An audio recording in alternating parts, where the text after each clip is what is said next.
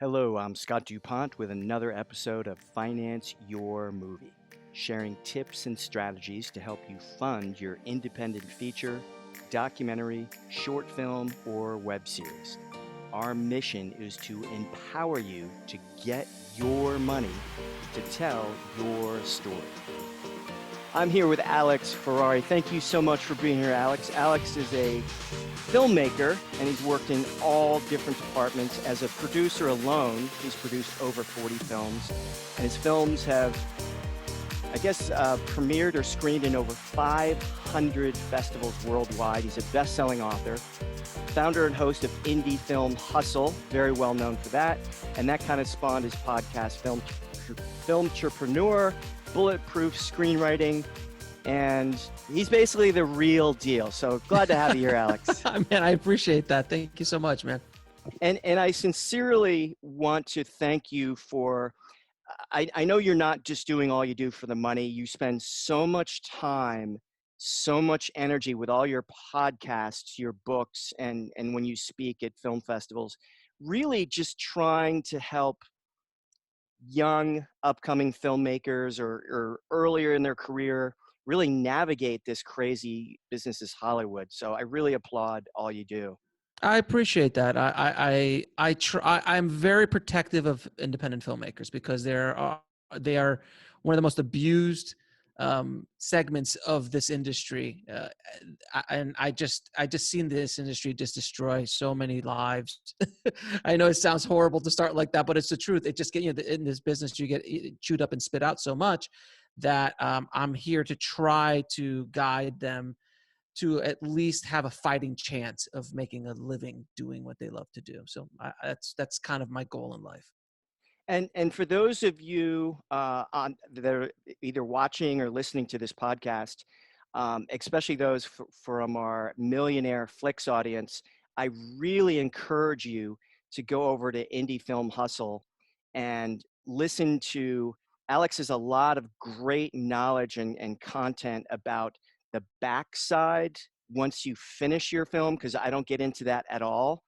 And he'll really give you some advice and really what to look for and how critical understanding and navigating that distribution is. So And I then encourage some. you to do that. Just a quick note, and then we'll jump right into it, Alex. Mm-hmm. We're one of the few people that have done the New York, Florida, LA triangle. And I probably auditioned for you in one of your films when you were at Full Sail. No, stop it. Although I don't know, did you direct? I wasn't the director. They believe it or not, the Full Sail was their system was so screwed up at the time that even though I wanted to be the director and I set myself up as that in the class from day one, my script wasn't chosen. So because my script wasn't chosen, the filmmaker who wanted to be, I think they wanted to be a prop master, all of a sudden got, it's the ego went out of control. Like, well, I'm the director now. And it just turned into a whole thing. So no, I did not probably cast you. I wasn't there, but I was I guess, quote unquote, producer of that short Okay, film. so I might have auditioned for one of the films. I basically went through almost 100 films at Full Sail because I lived right nearby. Such a great resource. What year? I was humping Full Sail pretty hard between 98 and 2008. That's past my time. I was there in 90. I graduated in 96. Okay, I just missed you. So anyway, Yeah. enough reminiscing. I want to jump right into your very first short film, Broken. Did that have a real budget, or I mean? It did. It had about $8,000. Okay, not bad for a short. And did you raise that money yourself?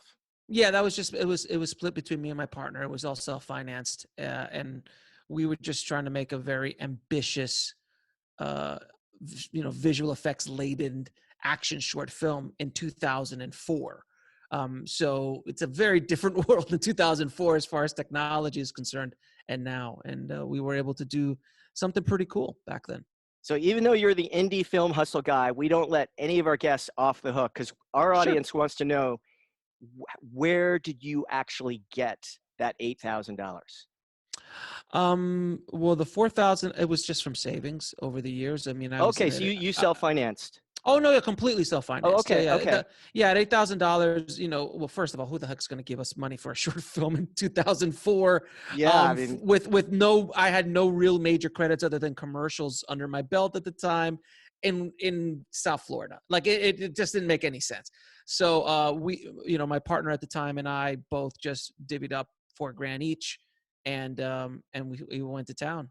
That's basically good how for we you. generated. I Yeah. applaud, and I really think that all filmmakers starting out should self-finance at least their first or second short Hmm. film, because it Hmm. kind of helps you build up your track record, and it builds trust with the other I mean, it's investors. hard to get financing for a short film. I haven't heard of anyone getting financing for a short film because there's generally no return on investment. There's no ROI on a short film monetarily. There might be for career, there might be for access, there might be a spin-off, but those are just more lottery ticket scenarios. Yeah, yeah. Although that is changing a little bit.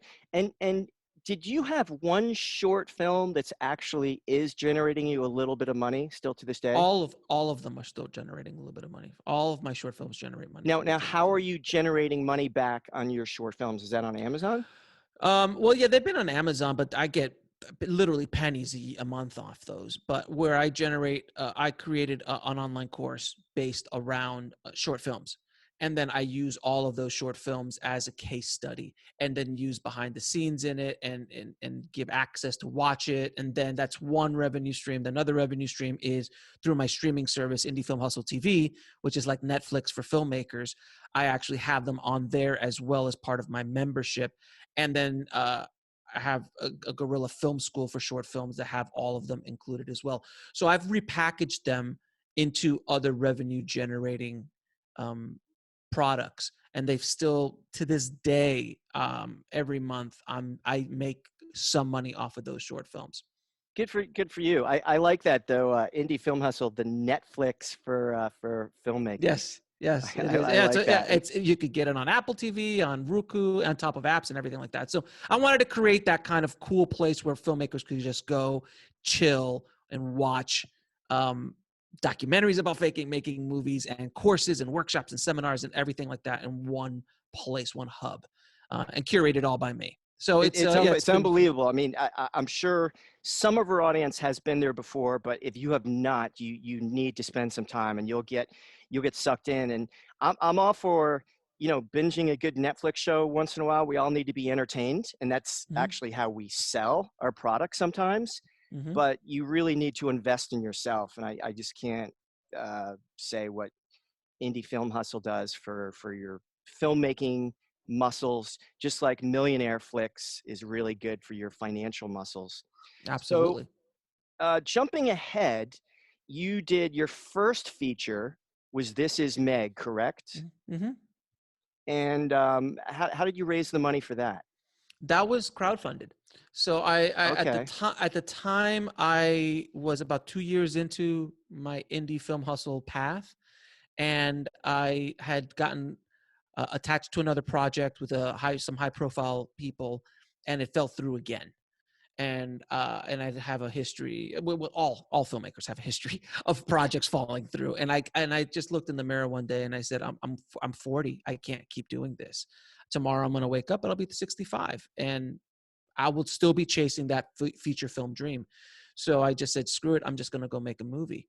And 30 days later we were shooting a movie, and it was there's a longer story and how we developed the script, or the script meant, and how we cast the whole thing with very known faces here in LA, with people that you would recognize if you saw their faces.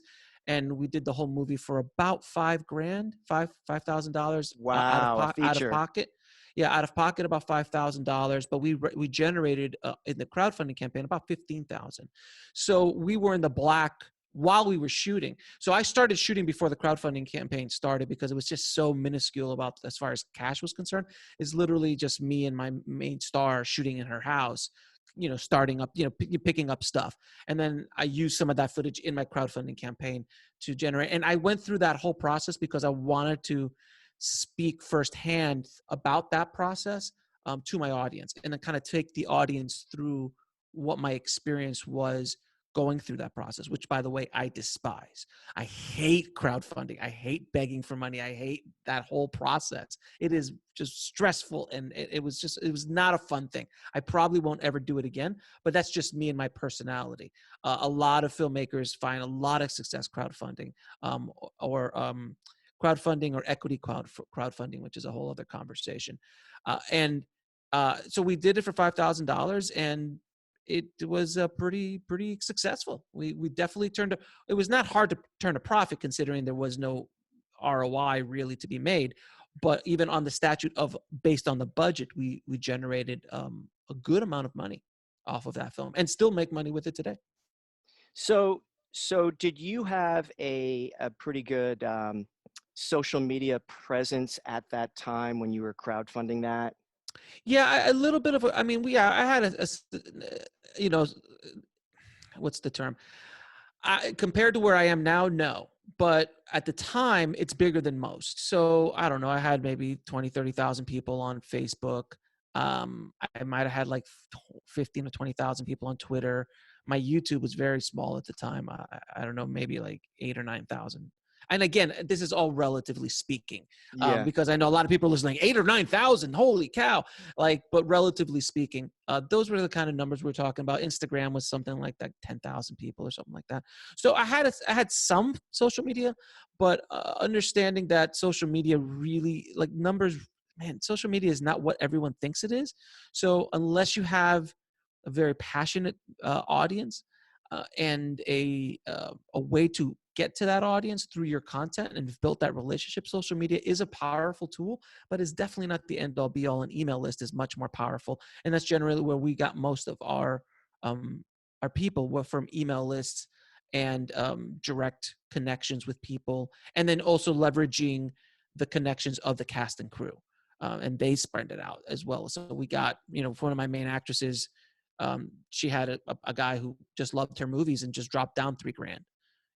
I was like, okay, great, that's fantastic. So that's how we leveraged it. But the social media, it was good, but it wasn't the main generator of revenue at all. So you're confirming what JT Fox often says. He famously says, likes and comments are great, But but they they don't pay the don't equal bills. dollars. No, And absolutely dollars not. is what matters. So Email so list is so much more powerful. So much more because you already powerful. have that connection, right? Well, with an email list, you actually have a relationship. You own the relationship with that potential customer, and or member of your community. When you're playing in someone else's sandbox like Facebook, they own it. They own the connection. They own the relationship. You don't. You kind of lease it to a certain extent. You're basically doing their work for them, in the sense that you're spending money or time and effort to gather a group of people under your brand and or name that's interested in something, whether it be filmmaking or basket weaving or whatever that is. And then Facebook takes that information and sells advertising to that group that you've built for them. So it is a great deal for Facebook and Mr. Zuckerberg, but not so much for us. So now I think I'm getting close to 200,000 followers on Facebook. It doesn't, I mean, it's great, but it doesn't mean a whole lot. For anybody who understands the online marketing world, they understand that I could have a million. I could literally purchase, and I'm not saying purchase like black hat wise, but I can literally spend $20,000 in Facebook ads and generate a million followers. Legitimate followers, by the way, legitimate followers who are interested in filmmaking. But it doesn't mean anything. Doesn't mean anything. That definitely doesn't mean what it used to. Oh, yeah, one of the many tools in the toolbox, right? It's like you gotta. One of Yeah, it's for social media, it's about perception as well. So when someone shows up and says, oh, like, this guy has almost 2,000 followers on Facebook, it adds a level of credibility. There is at least that much, so it definitely makes you stand out from the crowd. But as far as an ROI, as far as a return on investment, it doesn't have the same thing. It has other value, but not that. It has value in the sense of brand building. It has value of perception. It has of authority. Those are the kind of values that it has in the space that you're trying to create for yourself. But other than that, it really doesn't. It can, and sometimes it does turn into dollars, but not significantly. And you could ask any online business that, and they'll pretty much say the same thing.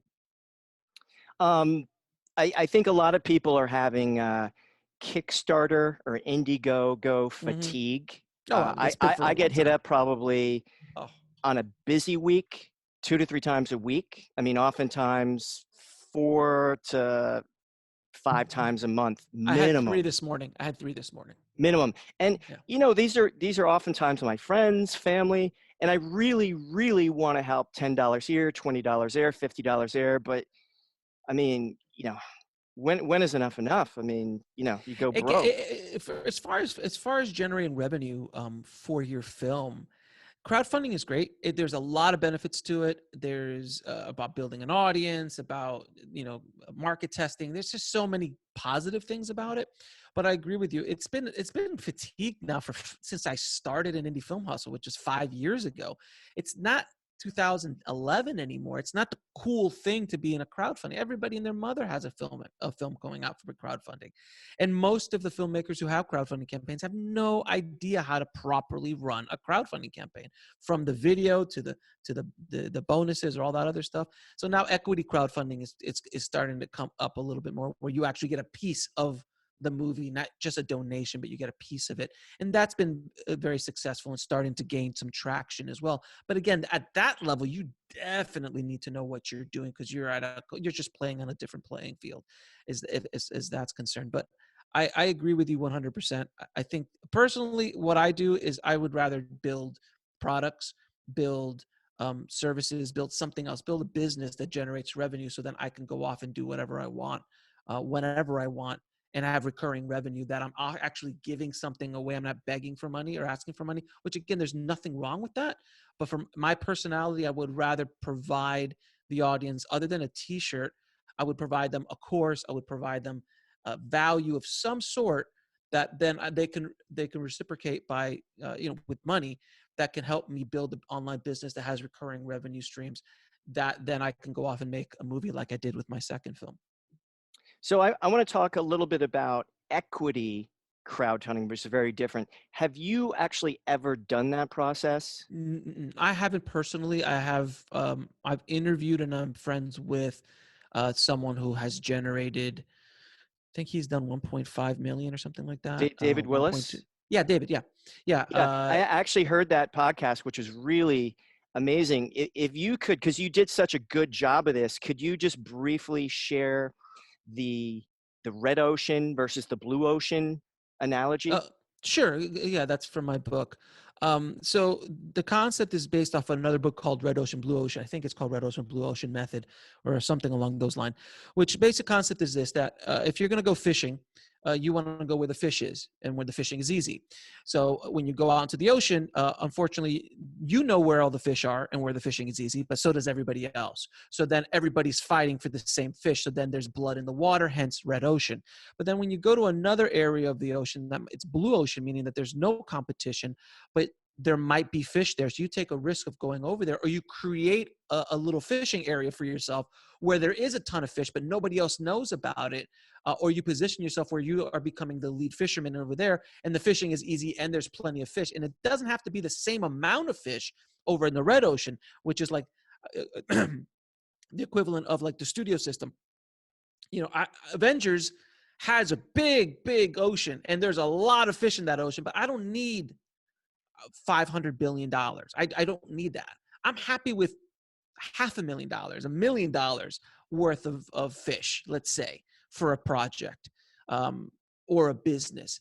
That's so much more doable for an individual or a small group, that I can't compete with Disney. I can never compete with Disney and their resources, but I can go after a niche, and that niche is the blue ocean. So when you create a niche and find that, when you find out what that niche is, then you create a product or film for that audience, and then you start selling it to that audience, and you work it in, and then you become in my book goes into it in very much detail, but that's essentially the blue ocean, red ocean, um, a method or a theory. But the thing is that most filmmakers, they are always in the red ocean, because they want to make a movie that is broad. They want to make a movie that's that's going to hit the masses.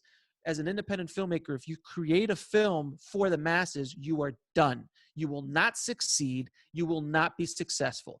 Sure, there might be an anomaly. There might be one person that breaks out, but generally speaking, out of 10,000 films, 9,995 will probably not make it in that kind of situation. You have to create things that are niche. You need to create films that are focused on a specific audience.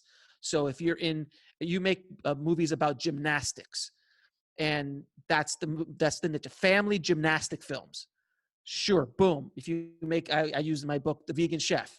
You created a romantic comedy that's based around a vegan chef that meets a meat eater. That's an audience that you can target marketing wise, build a relationship with, build product lines and ancillary product lines for that audience, and build a business around that film.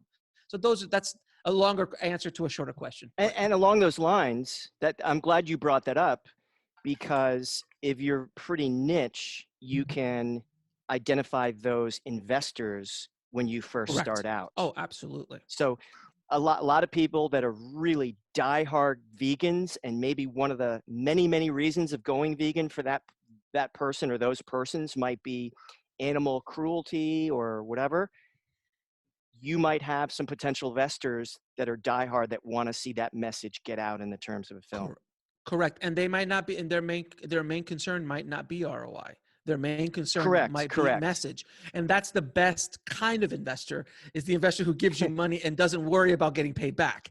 That's a fantastic investor if you can find them. But they are out there. And some of them, you have to always ask the investor, what is your end game here? What do you want out of this? Do you want a return on investment? Is this a strictly financial thing? Great. This is how we can do that. Is it about, hey, I'm bored and I want to be part of this process, and I want to go on the set, and I want to go to the red carpet, and I want to fly to Sundance, and I want to, if that's the world you want to, and I want to meet some actors, you want to do that? That's a return on investment for them, because that's entertainment for them. And if they make some money, great. And a lot of other things, it could be a social message that they want to get out there. They want to support the message and get that message out there, because that, like you said, of an animal cruelty movie or something along those lines, where it's much more important about getting the message out there than it is about getting a return on investment. And the last version of an investor is someone who just believes in you and wants to help you out, which is essentially then a big donation, which I've seen, by the way, many times in my career. Hasn't happened to me, unfortunately, but I've seen it with other filmmakers. Alex, such great stuff here. Do you have a few minutes to continue here? I need to take a short break. Absolutely. Thank you so much. We'll be right back with Alex Ferrari and Indie Film Hustle in a minute.